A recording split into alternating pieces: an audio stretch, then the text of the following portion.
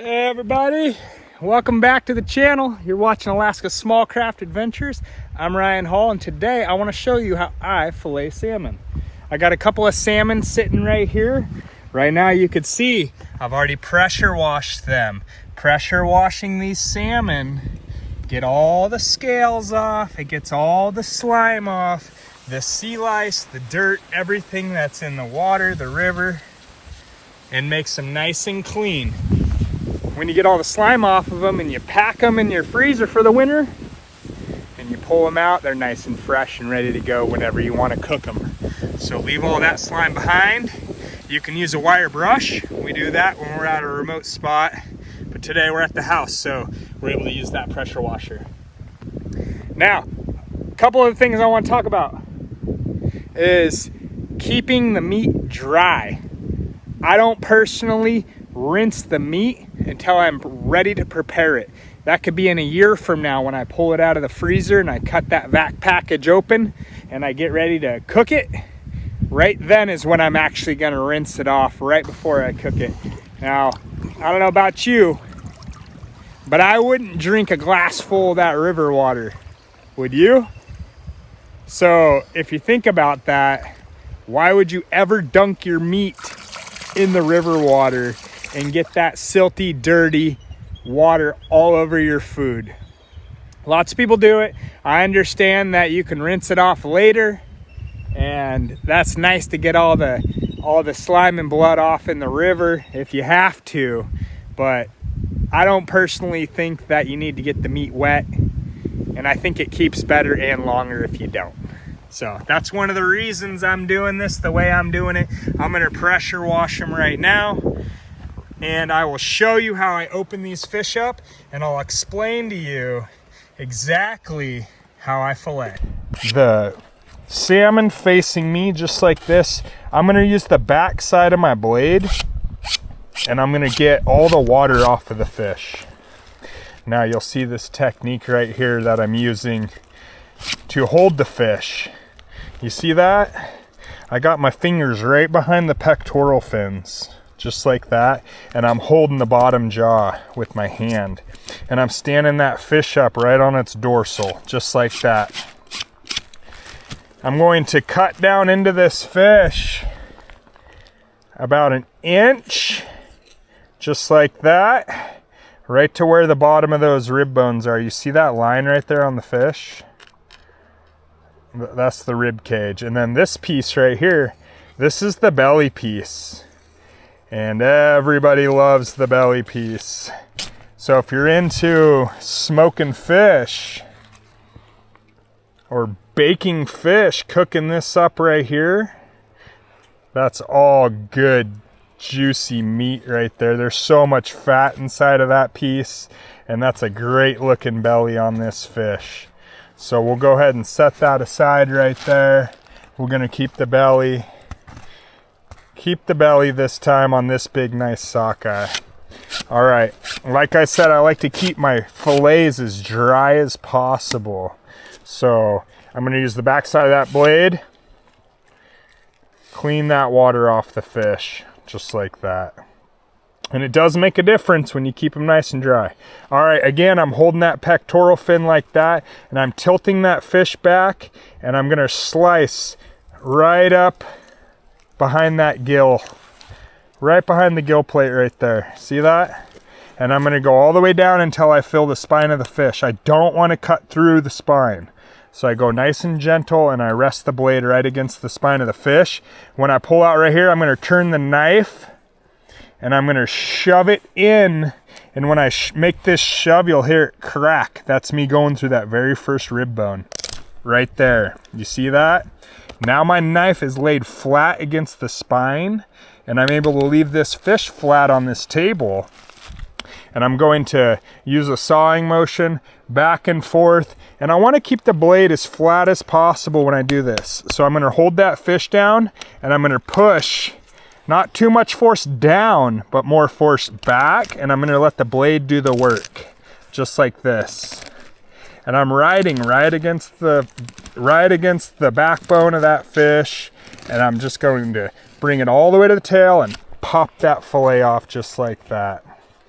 Now you can see we got that entire dorsal fin sitting right here with this fillet on this side. We got all the meat stripped off of this carcass.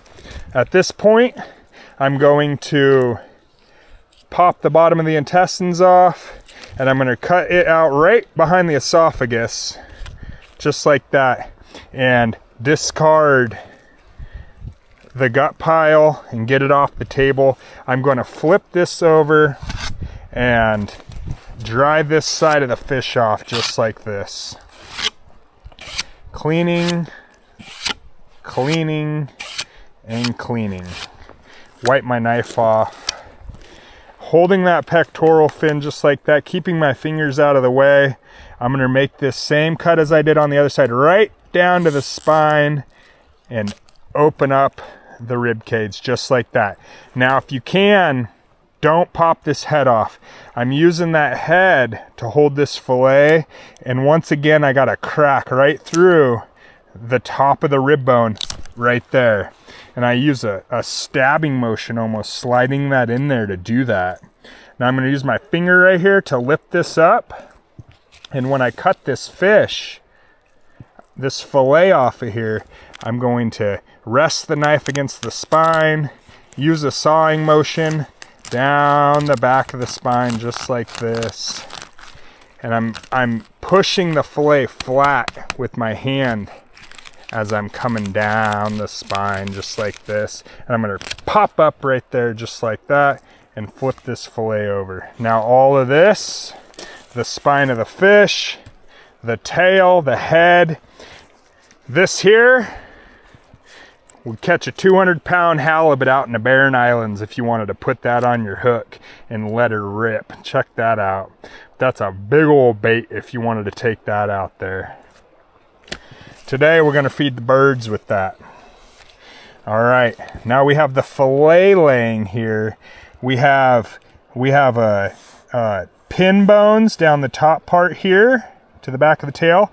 We also have the rib bones here that we need to take off of the fillet. We're going to start right here, and we're going to trace. I'm using this. I'm tracing where I want to make that cut. I'm barely applying pressure. Now that I'm in there, I'm actually turning the knife up, and I'm running right behind the rib cage. And you can see, watch the blade right here. You could see that blade pop out. See that? And we're coming right to the edge of the fillet, just like that. And we can lift this up and use this piece to trace this off of the fish, just like that. Now this right here was probably my #1 comment and question. Do you see all this extra loose blood on this fillet right here? Can you see all that in there? Now I take this knife and I use the back side of it, and I'm gonna run backwards up this, and watch this blood pile up. Watch it come out right here. See that blood? See it? Right there? Look at it come out of the fillet. That right there, all that blood, look at that. That's blood and a little bit of meat shavings that you don't want in your fillet. And I do that, I'm pushing down, I'm applying pressure, and I'm scraping the blood, lifting it. It lifts it right out of that fillet. And then another viewer also pointed out that I'm lifting these pin bones. You see those pin bones right there? Now you could go through and you could pluck all those out. They make nice little tweezers to pluck those out if you want to. Or you can make a slice and you can actually cut those out. You lose a little tiny bit of meat when you do that. There's a little bit of meat in between each pin bone that you'll lose if you cut them out. And it also puts a stripe down your fillet. But I like to just cut them out. You could take the time and you can tweeze out every single one of those.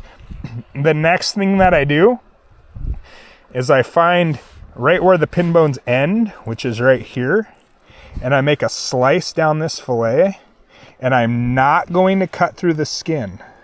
Look how I do that.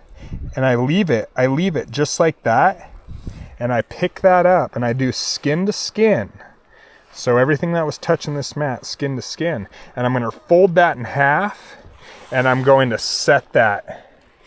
I'm gonna set this down, and that right there is what's gonna go in the vac bag when I get ready to do some vac sealing. Let's look at this half of the fish. We're gonna go ahead and pop this rib cage off right here. Just like that. Now look at how I'm holding this knife. I'm holding this knife like this, and I'm slicing towards myself, just like this.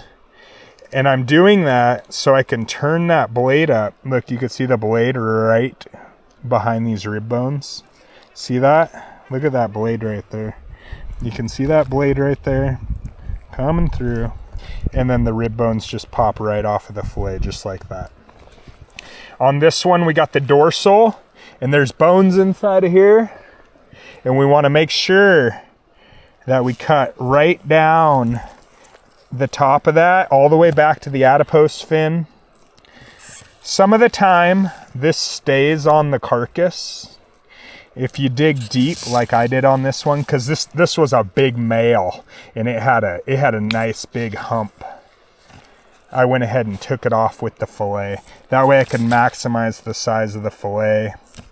And you see right there that the dorsal fin pops right off of the fillet. We're going to discard that. Now, check this out. It's the same exact thing as far as lifting the fillet. Sorry, I'm just getting the rest of that dorsal fin off of there. Right there. Okay, now we need to lift the blood out of here. See, watch this. Watch this when I do this. Look at the blood come out. It's popping right out of the center of that fillet, just like that. Look at that. Juicy, bloody. This right here is what the fishy flavor. Like if you're really sensitive to a fish flavor and you don't like the fishiness, get the blood out of your meat. And you can get the blood out of your meat by doing this. So I like to use the back of my knife and dress the fillet just like that and get all that blood right out of there. And then I'm going to take this, I'm going to make that same slice, don't go through the skin, and I'm going to fold it in half just like that. And that right there is ready to go in the vac bag. And that's how I'm going to fillet all of those fish sitting right there. So thanks for watching, and I hope you had enjoyed that. And if you have any questions, let me know. And I'll try and respond to each and every one of your questions or comments about what I'm doing here. I'm going to work my way through the rest of these fish.